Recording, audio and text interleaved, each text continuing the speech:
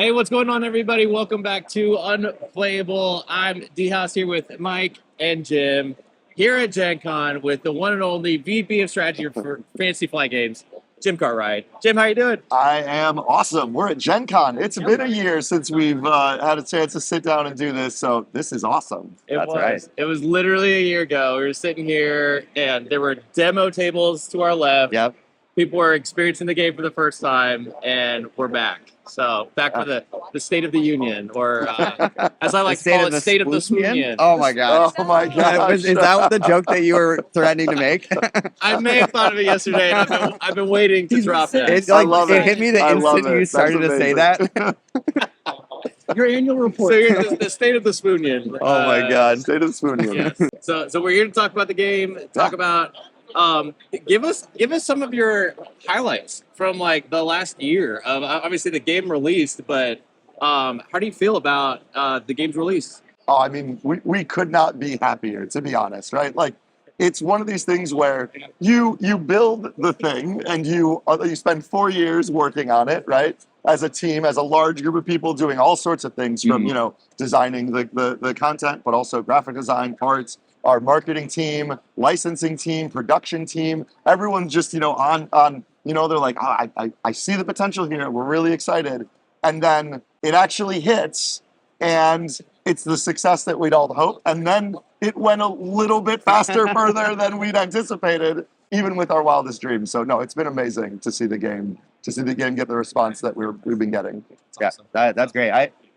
It feels like a year ago when we were doing this, FFG was very in the lane of trying to convince everybody that this is something that you should pay attention to. This is real. And now we've seen that come true, and it feels like you guys are coming with a completely different energy this time around. So I'm curious how the strategy direction has changed from, since the game launched in last year basically until now. What's that look like? One of the things that we have to do from a marketing perspective is, making sure that we are setting kind of expectations, right? From the strategy of the game itself, as we've talked about before, we're pretty far out. Mm-hmm. So from the strategy of the game, we've got some cadences out, right? Year one, this is foundation building. This is our listen, we want to keep it simple. We want to keep it very, accessible, digestible. Mm-hmm. We don't want to get too complicated with so many product types and things like that. That was what year one was always intended to be.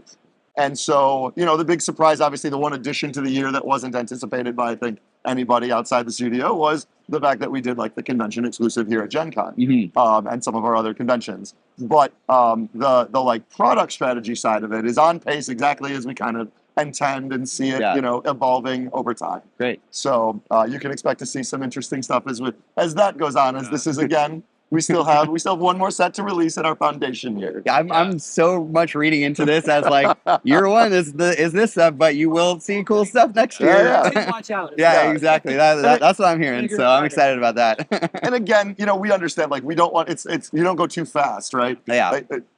I can't reiterate enough the idea of we are measuring this out pace-wise.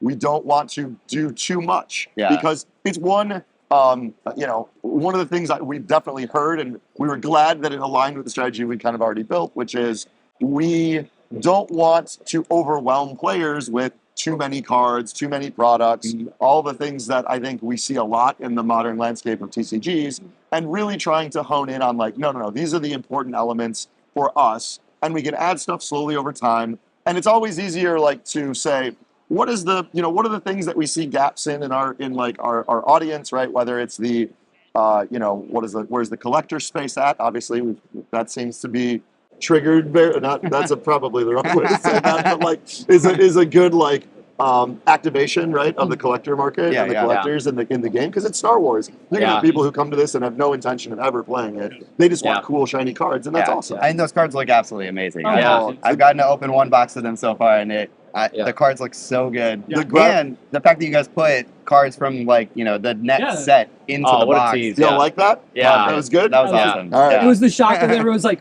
hold on, we haven't seen those yet. Great. What's going on here? I have Twitter notifications on for Star Wars Unlimited, and I saw the thing. I was like, this is so cool. And then it got to the card flip, and it was Ventress, and I was like, losing my mind. Yeah. I was like, this is so sick. Pretty much, if you want Mike to get excited about anything you guys do, just Yeah, make sure just Ventress is slap in there Ventress on somewhere, there. and I'm Yeah. good. Yeah, and Give him a he'll- sticker and he'll he'll be hype it happy. up. Oh too. no, I've Pretty taken much. notes. I've taken notes when listening. Yeah. I mean, not that I've watched or Yeah. No, the show. of course It's not. fine. Of course not. But honestly, huge shout out to the graphic design team. Oh yeah. They put their heart and soul into those cards, Yeah. and like They look incredible. that product, like the The package packaging itself, and like yeah, all of those pulling details. the thing out. Yes. The way that there's like a red I don't know what you would call it, but like a sheath over it that you like pull off, and it looks so nice. Yep. They did such a great job with Yeah, that. they Yeah. absolutely knocked it out of the park. We Yeah. I want to make sure that they get, like, I was like, hold on, I got to make sure I get the graphic design team absolutely killed it with that. Yeah. They did, yeah. Amazing So- product. And I think it's a testament to I don't have a collector bone in my body. Like I'm like, I just want to play games and I want to have some good laughs. But then even I see that, I'm like, oh, but that would look so good on my shelf, and I'm like, who am I? Like, what have you people done to me? Yeah. but to me, I think the fact even just the characters you chose for like a first collector's item shows like, okay, you guys know Star Wars, like, and you Yeah. love Star Wars. Like, was there ever any debate like what characters would be in that pack? Not a ton, but I mean, here's part of the reason why. So I don't know how much this has kind of been connected, but like Lucasfilm, Star Wars brand itself, has their annual themes that they started this year.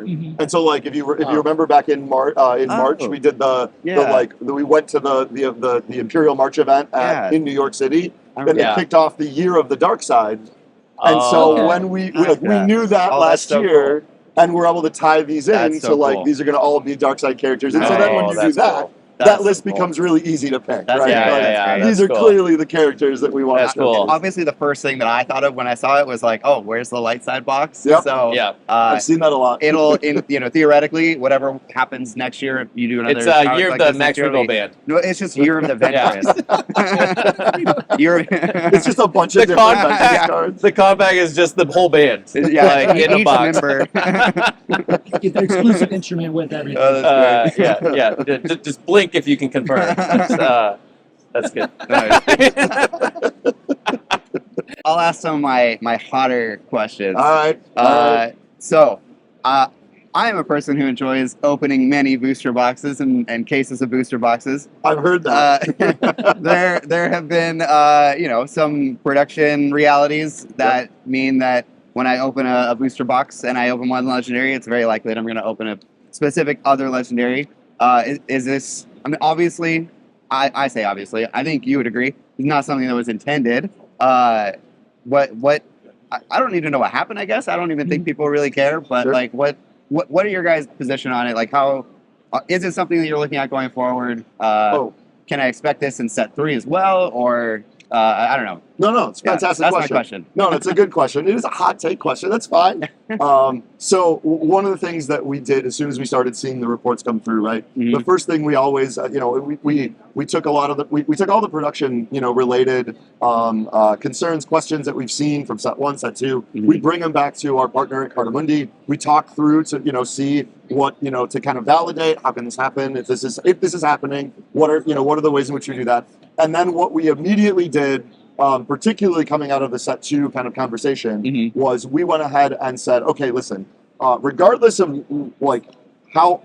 if this is happening, how frequent it's happening, can we do something immediately for things like our set 1 reprint, for the next wave of set 2 dropping, for the set 3 and beyond? Can we add some way to kind of increase the randomization of this so it isn't, where this cannot happen? Like we know this cannot happen, Mhm. right? And so they were awesome in coming back and saying like, all right, here's a couple of solutions we can take. Let's go ahead and trigger this one. And we now feel really, really confident that going forward, we feel that this will not be a concern in any Awesome. way. Yeah, that's great to hear. And then we've already made adjustments the thing we're doing for sets the set 3 and the reprint is more of a like, okay, we can adjust and adapt this with everything that we already have kind of designed file wise. Mhm. For set 4, we had already planned on a more like a deeper randomization with some of, because of how we were trying to do a couple other things in the pack. We've kind of adjusted A couple other things in the Couple pack. other things. Confetti. You're going to my confetti idea, right? From last year? You open spring loaded. Yeah, yeah. I mean, that might be in there. Can't Okay. confirm or deny. But yeah, so like we were already making adjustments to the way some of the packs were working, which forced us to do some different Fascinating. things with our files. And then that already fixed that. Like they were like, oh, you're already set up for that going forward. Got it. Let's fix this now, so we don't have to worry about it. Okay. Yeah, Right on. amazing. Cool. Amazing. Yeah, that's great to hear. Yeah, love that. So one of the things I love about Star Wars Unlimited is the ability to draft and do sealed. Like limited play is phenomenal. I mean, I'm looking. The camera might be able to see the people behind, but there are just pods and pods of drafts and sealed happening, which just makes me so happy because the fact that this game was designed that way. Yeah. Have you guys have you been pleased with the rollout of limited and the kind of response to that format specifically with this game? Very much so. Obviously, one of the things that is challenging when you've got a really, really awesome limited format that everyone loves, and then don't have all of the Sure. product to support Yeah. it, right? Sure. Yeah. But yes, that response to the way that draft and sealed are working right now is phenomenal, and we do. You know, I've done a couple of shows already since the launch, and everybody just wants to be like, "Hey, can we draft? Can we just get a draft going?" And so, like every night of a con, I feel like there's a draft or a sealed event going somewhere Yeah. with like FFG or Asmodee people That's who are great. just coming together to, because it's not just everyone outside the company that's excited. Like Asmodee, people are excited, right? Like our whole group is really like, okay, no, I need to do this, right? And I hear stories of like one person who gets really excited in one of the studios or one of the distribution teams, and then they're like, all right, I need someone to play. Let's do this, and they'll run a little pre-release, and then all of a sudden it's like, oh no, the entire team plays, and so it's been really, really cool to see how much everyone's kind of adopted the limited play stuff, which is always great. Yeah, I love that. Yeah, I think I guess this wouldn't be limited, but just talking about like the excitement of the company.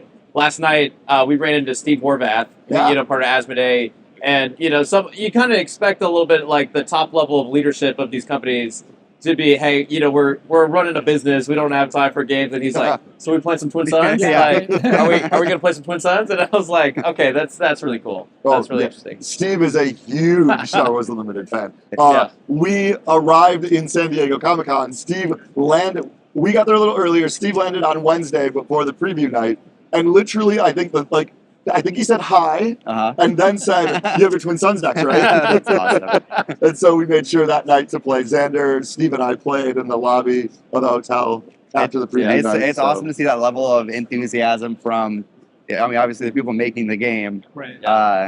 Be that excited about the game itself, which you should be. But and the game is so good, Thank so you. it's easy to be excited about it. But I guess speaking of excited, like, what are you most excited about going into this next year and following Set 3 even? Yeah. I mean, well, first of all, I want to pause first and say, no, I'm really excited about Set 3. Oh, yeah, right? same.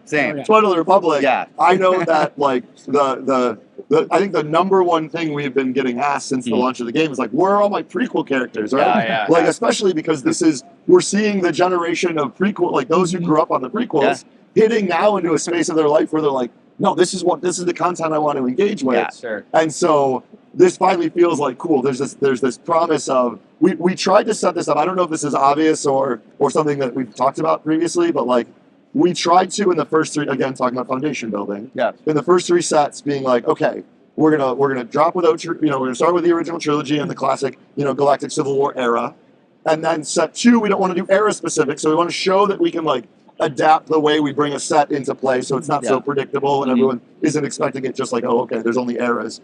And we said we want to play in the space of like the fringe and the underworld and bounty hunters and smugglers, etc. But there's also, we put in some focus into more of the modern Disney stuff, right? With Mandalorian stuff, obviously, with Rey and Kylo in there. And so now we're bringing out the prequels, and it was this intent of, okay, cool, you're going to get the first 3 sets that brings basically any generation or fan of Star Wars can find something in the game now that they can relate to build as a foundation for future sets. That's really smart. So yes, I'm I'm really stoked to see. So, characters. You're so excited about set 3. What leader are you most excited to be playing in set 3? Obi-Wan, absolutely Obi-Wan. If he's a leader in the set. I really should have said that. You did. Well played. Yeah, I mean, I feel like it's a half. It's a little bit of a given. Not only that, but I also think it's like a half spoiler because really the sleeves. The sleeves. Yeah. Like you all know now at this point, you've seen, right? Which, by the way, I'm going to make sure that Adrian puts that up at some point and completely throws you. Yeah. But, like, I'm a huge Obi-Wan fan. I think probably, like, so it depends on whether we're talking Legends or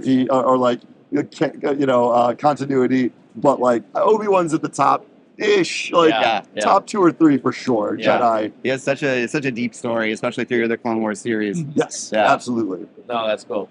I mean, even just seeing seeing the Ahsoka and Grievous leaders. Yeah. I mean, it really does. It hits different. Like it's just like here's this era and here's battle droid tokens and clone trooper tokens. I almost feel like that era of Star Wars is like the most richly developed because of the Clone Wars TV series. Yes. I feel like you know so much about each of those characters and you I don't know, have the opportunity to like really invest in them because of how long that show ran, basically. And so I think that's another reason why people are so attached to those characters is because of that show and because of how good it is. So it's so excited. So we've been playing in the large event. There's been some large events around the country, and what's fascinating yesterday, at one point there was a tournament in Europe where it was like Boba Fett all over the top. Yesterday, top 16 of the large event, there's one Boba Fett in the top 16. That's right. And like I feel like every event, there's like not a oh my gosh, like this is the boogeyman, like this is the one thing you better be playing this one deck, or you're how does that make you feel as a team to be like, hey, we put a lot of heart and soul, but also like there's a lot of diversity of like options and there's a lot of like choice, so you feel like you can play anything you want at a Star Wars tournament. Yes, it's been amazing. Like one of the things the team keeps looking at is like, no, the meta continues to never really be solved. Yeah. And they're very like, and I want to be clear, right? I had nothing to do with this. This is all that is like all the designers who are working on these products, like designing all these cards. This is their moment. But it was your words of affirmation that got them. That's right. They're like, you're doing a great job. They're like, yes, exactly. Jim says I can do I'd it. come in and be like, y'all are killing it. Keep going. They're stoked.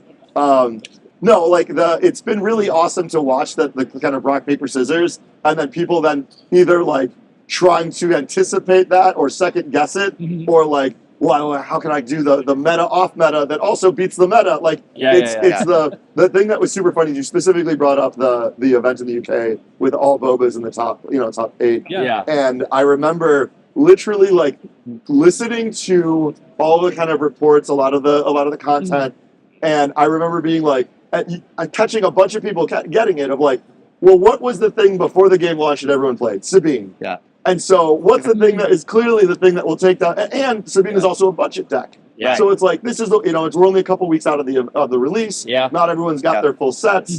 So Sabine makes sense as the thing you expect to bring. So then you counter that with Boba counters that perfectly. Yeah. And so it was like, when I saw that, I went, yep.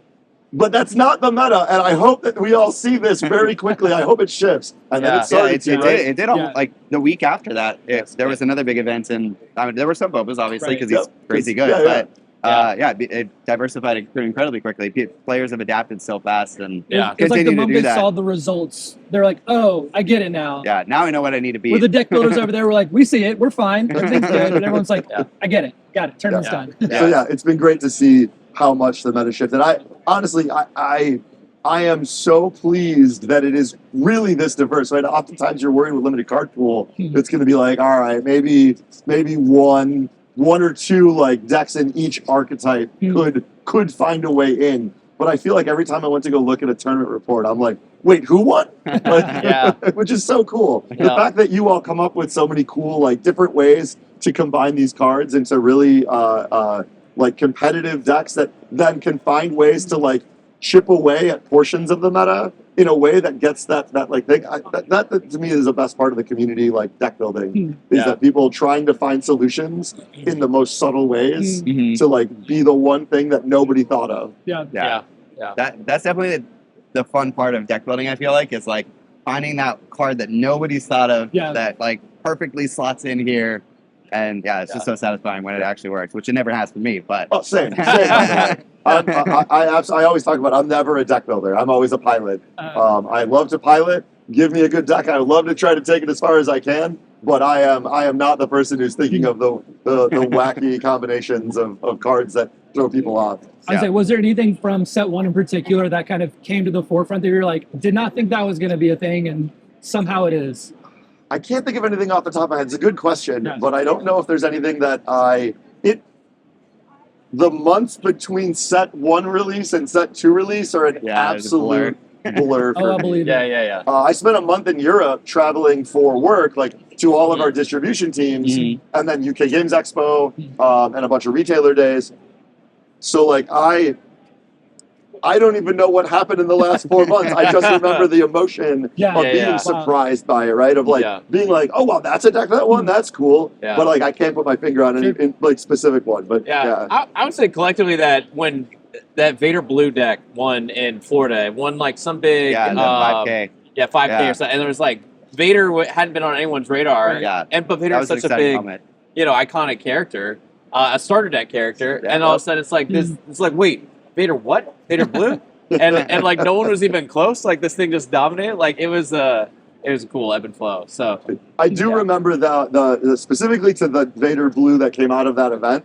The team was really happy because one of the things that when we built the starters, they were like, listen, we don't want to just put like character, like we need iconic characters, right? To kind of drive the set, to drive the new player experience. But we can't make them absolutely terrible.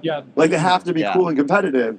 And there was always that like trying to like, are any of the Vader or Luke's going to get out there and like get ahead? And so it was really cool to have that validation of like, no, you guys did it. You guys did the thing where you made a cool new player experience that also then had a way to win a major event. That's great. That's good. So I have a question about that.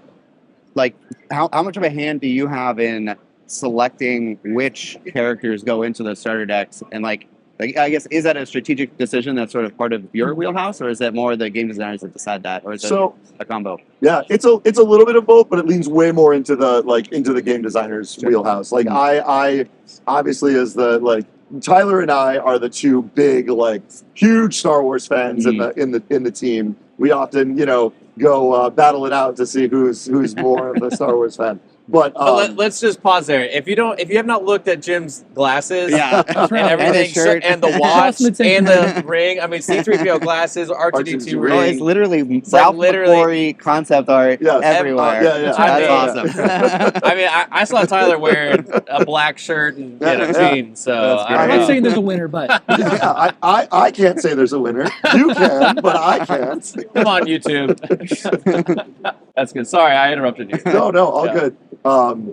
So I think we try to, the design team is coming up with the kind of themes and, they put forth the vision for the sets, and we kind of look over that and kind of see where it is. And oftentimes, most of the time, I just go, that's nailed it. That's absolutely the right characters. But a couple times I go, can we get this character in there? Or, is there a way to slide this other? Okay, no leader? Can we get unit?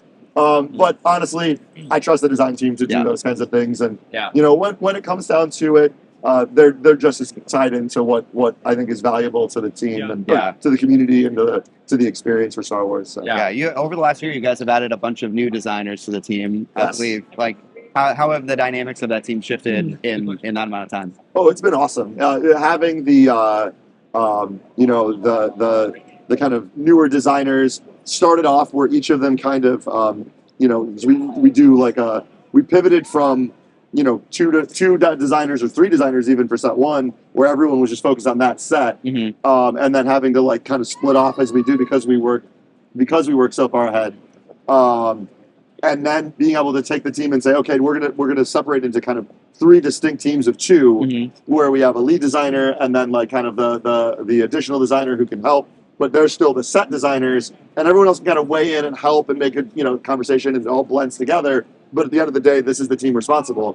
That was where we were at, for maybe the like, last year or so, because they've been there now a little bit longer than a year. And so now as we started to ramp up our development of some of our later sets, now some of those newer designers are actually taking like some leads on their own to be able to drive that, and eventually we'll the game at its state, we still need more designers. So it's another thing we're kind of looking at expanding, and we'll find new ways to kind of adjust that team and keep going, but we'll be growing organically with that. Nice. So what's the benefit of having the team split off into groups of 2 like that? Like what does the end result look like, I guess? Sure. Yeah, I mean, ultimately, the teams are, everyone kind of comes together for like a mechanical design summit kind of thing where they're like, cool, let's kind of like put together, here are the characters we're working on, here's the kind of things that they approach from a bunch of different angles. And to get really into the weeds, you probably want to talk to them for their very like specific how they do that. But the concept is that everyone kind of contributes to some of the big high level mechanical themes and figures out ways to like come up with new cool ideas as kind of a group, right? And then the designers that are in that team go in and kind of deep dive into that, right? And then kind of bring all that out back to like testing. And so it allows for this kind of focus, and you understand intimately what your set's intending to do, what kind of mechanics you need, how much of it to put in, how many how many new keywords or new types of mechanics that you want to enter, and keeping it not too much, not too little, right in that sweet spot. And then again, they know that better than anyone else on the team. They can then bring that expertise out, test it out, go back, etc. Awesome. Yeah, love that.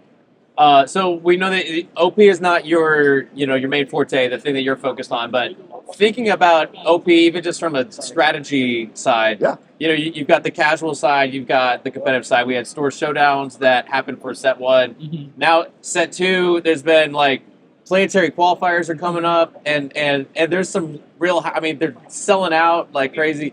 So, really quickly. What do you think? What is the role of organized play strategically for the growth of the game, specifically when you think about showdowns and more like cutthroat like qualifiers? Yep. Don't think that I haven't forgotten the question from last year, where it was like, Jim, how are we going to make sure that store showdowns don't get too cutthroat? I still. You said that. I did ask that. Yeah. Go back to the tape. Run it back in editing. Yep. And so I think that we've evaluated it, and there's still like one of the things in strategy that we have to do is there's kind of 2 things, right? It's like you see something that needs correction and it's a problem, you have to be able and willing to pivot, right? That's important to be able to stay agile. The other thing is and maybe sometimes the harder thing to do is you have to be willing to stay the course because you don't feel like you've actually seen the real results yet, right? Sure. And so when it comes to Store Showdown, it is, I will tell you, even over the last several months, a very deep discussion about is the Store Showdown serving the audience it is intended to serve, right? Yeah. But one of the things that we factored into the conversation is because that concern does exist. Like it is competitive. There's placement cards. Yeah. Therefore, somebody's going to go chase the placement card, right? Yeah. But the idea of it is really the only place to go and play in a competitive environment to earn something. There's no contrast to it yet. Correct. Yeah. And so planetary qualifiers add an extra layer. Yeah. What does that look like? Now we know obviously that we don't have enough planetary qualifiers out in the world. Sure. So that's something we're increasing. I think we talked about that on our July 17th live stream. We are finding ways to increase that. We also obviously have the sector and regionals before we get to the Galactic Championship. So we want to kind of evaluate it and be able to pivot smart. Like if we go too fast and we pivot for the wrong reason and we don't solve the actual problem, right? So there's a lot of really interesting ideas brewing in the team, the organized play team, to like kind of combat some of these things. But right now we kind of are still evaluating, making sure we're doing the right thing before going anywhere too quick. I really appreciate that approach because, like you said, you never know exactly like what's going to work. You got to try stuff to see, and then if it doesn't, then you can pivot. So if you move too fast, you just keep moving, and you never know what's going to Yeah, everything's Work or just based not. off a hunch and like a hope at that Yes, point. Yeah. exactly. And, Yeah. or one data point. Like, Right. oh, we've done one store showdown. Yeah. And this clearly is incorrect. Like, no, this is one data point. Let's keep looking at it. Yeah, Yeah, for makes sure, sense. for sure. So there's quite a buzz about the fact that, hey, Galactic Championship next year, like next summer. I know just the idea of having a Galactic Championship is super exciting. Mhm. Is there anything you can tease? Anything at all that you can give us? Just a little, just like dangle something out there that we can get even more excited about. Let me think about that. Yeah. Because we're so close to being able to actually talk more directly about it. Yeah. I can. We very specifically last year said that whenever we go to do our Galactic Championship Worlds event, right? That's important. It's very important to us that we are not going to just be like, come over to Roseville, Minnesota to hang out at Worlds. Like we want it to be a destination, and for us that's important. Yeah. Very, Right? very excited about that. And so we are literally in the final like negotiations for we're getting everything like completely approved. Mhm. Yeah. We were hoping to be able to announce it at GenCon. Gotcha. Oh, yeah. And so like that, it's that close, and it Yeah, just yeah. became one of those things like it's not quite Not there yet. quite. Yeah. The ink is not completely dry. So look for a destination, Okay. and have we talked about? Oh, see, no, I should be asking you this. Yeah, you talked about it. Like obviously we talked about season 0. Yes. And we know that season 0 basically ends with the Galactic Championship. The timing of the Galactic Championship, we haven't talked about where that lands yet, right? But like, I don't know, summer seems cool. Yeah. So like, Yeah. I can. That's an absolute like scoop at this point. Yeah. I'm sure I'm gonna get yelled at by Xander and Alicia for talking about that too early, but that's at least Yeah. gives you something. Okay. Yeah, That's good. exciting. All right. So you just set me up perfectly because Oh no! Yeah, David I, can I, pitch have it been, now. I've been waiting on this moment, but so Jim, as a Chicago native, speaking to another Chicago native, Yeah, What a destination. what a destination! Thank you, Jim. What a destination, Chicago. I've been trying to actually never get Mike been, yeah. to You've come never visit. been I've to never Chicago. I've never been We to need to come back to Chicago. that. But like, I'm just saying, like, if you need a Galactic Championship location, That's right. yeah, you guys can come to Chicago. I got a basement. We can fit a lot of people. nice. The Can we host the whole event there? That's your yeah, pitch? there we go. Yeah. Tea house's basement. Listen, That's no. the pitch. The pitch is, great food. You got deep dish. Oh yeah, Pizza. You got best food in the country. Portillo's. You got They all got these. tavern style pizza too. Like I want to be like it's very important to me. It's fine. There's pizza diversity in It's Chicago, fine. is what you're Yeah. saying? But All pizza in if Chicago is good it's not pizza. sending you into a food coma, I don't know. But the real reason is they announced the Planetary Qualifiers, and the Chicago one sold out within 5 hours. Like I literally was about to get on a plane.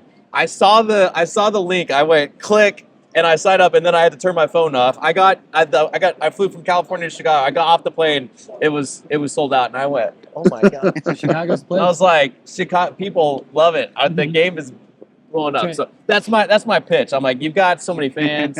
I'll make sure to set it up real nicely for you guys. All right, So the D House basement destination, Yeah. Galactic Yeah. Championship. We got it. It's confirmed. Pitching the Things market good. my for wife this. will be real happy. I'm not traveling. Just add that. This is bullet all for you.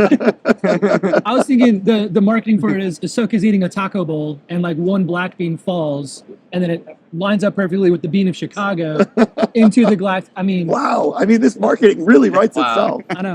I'm bringing Yeah, it you can back hire to the us. team. Yeah, you can hire us. Bringing it back Wow, to the team. that's right. Yeah, I mean, obviously, I would love to be able to go back to my hometown and celebrate there. We'll have to see. We'll have to see. If we're putting a wish list together here, Okay, yeah. Let's get the wish list. Am I going to get Luke and Vader showcases?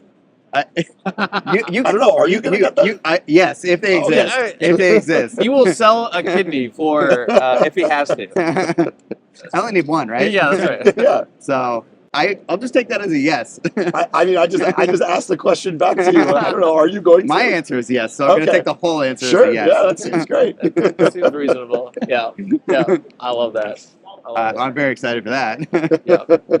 Yeah. So, like, they were not included in the Set 1 booster packs, but Moff Gideon and Mandalorian showcases were included in Set 2 booster packs. Yes. Like, why was that decision made, I guess? Like, what's different about them? Sure.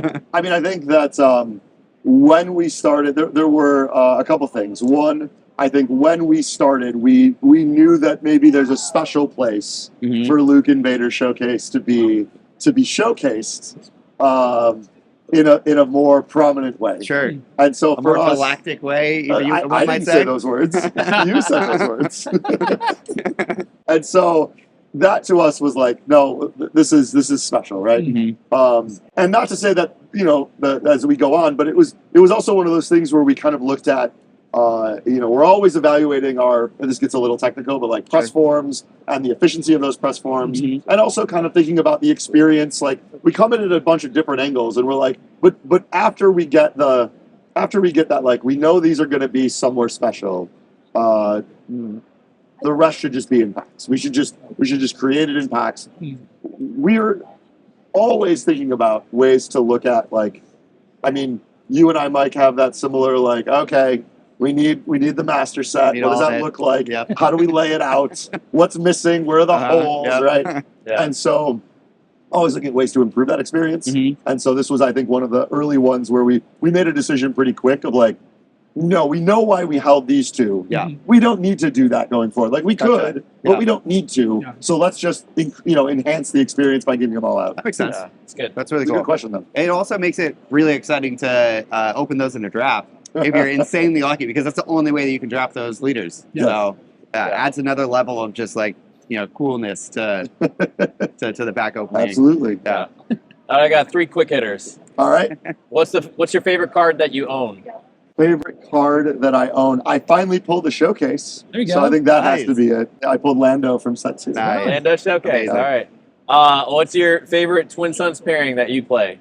So I have to play now because I'm a huge Mandalorian fan. Like Mandalorians in general. Yeah. So immediately I went and was like, Bo-Katan the Mandalorian. Yeah. That's my. Nice. If I could put Okay. Bo-Katan and Gar Saxon together, I would, but I can't. That'd be cool. So I just wanted all Mandalorian. Oops, all Yeah. Mandalorians. Yeah. As best I Okay. could. That's amazing. Everything that had to do anything to do with Mandalorians. That's terrible. Every card I that wanna- says Mandalorian anywhere on the card. or if it has an image of something that's clearly Mandalorian, Yeah. like Goes in Embrace there. Gauntlets. Yeah, no, I don't know how I'll use it, but it's going in the deck. Mandalorian. Yeah, That's awesome. yeah. I can't wait until we have enough cards in the pool where like I can do that with very specific theme decks. Obviously, the Ventress deck where every character is Obviously. Ventress. Yeah. Or just the Night Sister deck. Like all the characters are Night Sisters. All the art has Night Sisters on them. Even like a 501st Legion deck or something like that, where it's just like everything is Stormtroopers. Like I love that kind of stuff when it comes to that type of format. So yeah, I'm very, very excited, and it's cool that you can like reasonably do that with Mandalorians now. Yep. So Yeah, when it was actually really funny because I think there was a point where set 2 was kind of coming together at the end. I hadn't really my eye was in so many other places that when I came back and saw the set, I was like, is that more Mandalorian? Are these all Mandalorians? Oh my gosh, this is amazing. I'm going to need all those cards. Certainly need all of them in Hyperfoil because their armor needs to shine. Like it was really cool as like that's awesome. like all of it was mostly done, and I hadn't realized until the end how much we put Mandalorians in that, and I was like, oh, it's my set. That's so great. That's good. My last quick hitter was what's the biggest like in-house rivalry that's been brewing? I mean, you guys at the FFG staff play a lot of games together, Yeah. on stream, off stream, Yeah. play testing, conventions, whatever. What's like the budding rivalry? You're like, okay, when these guys get together, it's like there's maybe a little There's a heat. crowd of people It's all watching. friendly, of course. Yeah. But I mean, it's like, basically okay. Danny and anybody else. Okay. Well, except for trash talking. Joe O'Neill, best at trash talking. Oh, okay. Nice. I don't think I would have expected that. I think that's the one that surprises everybody. That's Surprises awesome. all of us. That's Yeah. fantastic. That's amazing. Head games work sometimes. Yeah. And then Danny comes back and says, "Oh, I don't think you've actually seen me trash talk when I'm doing other things." So there's, again, even that's a rivalry. Nice. That's sweet. Anything else you guys got? Yeah, I don't know. Is there anything we didn't ask you that you want to talk about? We didn't. I mean, obviously, I can't. It's going to be a non-answer. But you didn't ask about the new set titles. I did not ask about the new set titles. We saw the new set titles. That's true. I watched the in-flight report very late last night before I went to sleep, and very exciting. Actually, just like about the in-flight report, Star Wars Unlimited took about half of the time allocated. Like that's pretty exciting for the game for sure. Is there a world in the future where like Star Wars Unlimited sort of has its own platform for announcements and stuff like that, more so than the in-flight report, I guess? Like if we were going to like a destination to talk about stuff in the summer. That sounds like the perfect venue for that type of thing. Wrigley Field in Chicago. Great destination. Star Wars Unlimited has been successful. Not I'm going to rent out Wrigley Field successful. That was, We're not I there would yet. geek out. I got literally went to my two favorite things, like Chicago Cubs and Star Wars together. Like, yeah. I mean, okay. Obviously, we're very excited about the new, set names and the fonts. The graphics look amazing. The graphic design team, like top notch. I love the look of the Clone Wars set. The Twilight of the Republic. Like the box art, the colors that you guys have been choosing from set to set. Everything looks fantastic. I don't know what to ask about the new set names. Like, what are you most excited about when it comes to those three? I mean, I just love the I think for the first three sets, I think it was very easy for people to kind of speculate. Guess, like what's part of exactly. each Like it was like, Shadows of the Galaxy. I bet you that's bounty hunters. That's got to be bounty hunters, right? And then or Sith, right? That was like the two two directions I saw it go most. And then I think immediately everyone knew what Twilight Republic was. Yeah, right? That was not a surprise 100%. to anybody. Yeah. And so I like to kind of kick the question back to you. Like, what do you see out of those titles? Like, what's your speculation? Although maybe you want to do that for future content. I don't know. We'll speculate a little bit for sure. Like, Jump to Lightspeed was the first one, right? Yeah. Obviously, got to be space focused in some way or another, right? So, maybe. Which is pretty wild when you think about like kicking off year 2 with like something that feels very space-like. Immediately, I'm like, what are we going to say? I mean, the age-old question, I think literally since day one the game was announced, everyone's like, okay, when did the leaders deploy into space? Yeah. Like, it's like the from day one, everyone's Where it's like Han Solo on one side and Millennium Falcon on the other side or something like that. Right. That'd be pretty cool. Like on the Falcon, I've seen so many theories of like, Yeah. Leia being blasted out into space, Superman style. There you go. She's gonna be, Big entire set around that one event that would be pretty Leia's the one that's jumping to Lightspeed. That's right. Yeah. It did make me like because all of the new material. Oh my gosh, what's the name? The High Republic. The High Republic. Okay. High Republic starts with a big Lightspeed. Oh yeah, disaster. Lightspeed disaster. Yeah. So that's where my brain. I would like jump to light. Cool. I'm like, wait, there's like Lightspeed is like a huge theme of that. That pretty whole interesting. story like starts with like, oh gosh, Lightspeed. What is this? What is happening? So I did get a little excited. I was like, oh man, could we see like some of those guys? There's a Trandoshan Jedi named Skier. And I'm like, I would love a Skier leader, man. Like Trandoshan Jedi is just like the coolest thing ever. So I've always wanted to see a live action Wookiee Jedi, so I was very excited to see Kelnaka just like go beast mode in that. Oh man, that was cool. Yeah. Okay, and then the next one was Legends of the Force, I believe. So. Couldn't imagine where that's going. Probably not like Force users or anything like that. That's Ewoks. probably not important. Ewoks, Yeah. They are legendary. Yeah, they're the legends. The whole set's about midichlorians. They are the real legends of the Force. That's not. That's pretty good. Actually. Every character is a midichlorian. And then the third one. Secrets of Power. Secrets of Power. Yeah. That's Max Rebo. That sounds a little bit. Okay. That'll tie. All of it will tie together. It sounds a little dark side to me. Yeah. Like the Sith hold the secrets of power. Yeah, I see that. Interesting. So I like that. I like all these. That's our baseless speculation. Yeah. That's great. I like that. I like that. You do better than I would have. So amazing. Well, you in terms know of what guessing, they do. So confirmed then. That's right. No confirmed. Well, Jim, thanks for giving us your time. We know you're a very busy man at GenCon. A lot of people want to talk about this great game. So thanks for hanging out for the State of the SWUnion address. And I guess we'll just do this again in a year. I would love that. That's awesome. Yeah, thank you. Thank you for taking the time. All right, appreciate it. it. Guys, thanks so much for tuning in, and we hope to see you in the next one.